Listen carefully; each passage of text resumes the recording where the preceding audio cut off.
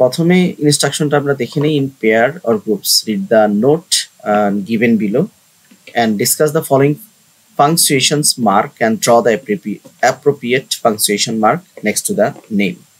আমাদেরকে প্রথমে বলছে ডিসকাস দ্য ফলোইং পাংচুয়েশন, কিছু পাংচুয়েশন নিয়ে একটা নোট রয়েছে, এগুলাকে আঁকতে বলছে এবং পরবর্তীতে এগুলার নাম লিখতে বলছে।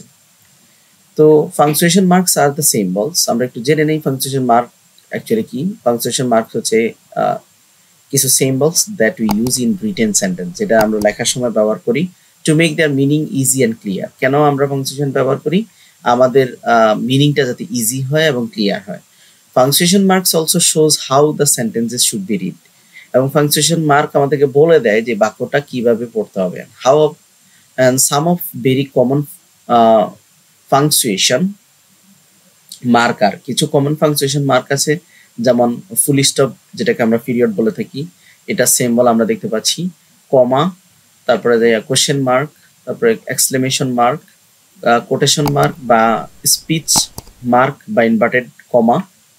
তো এখানে আমরা আরো দেখতে পাচ্ছি যে পাংচুয়েশন মার্কগুলো, এগুলো আমাদেরকে কি করতে বলছে, নাম লিখতে বলছে এবং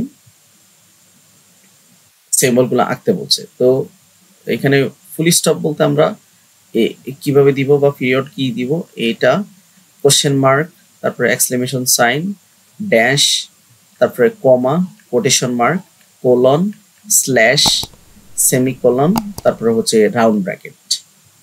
তো এই হচ্ছে মূলত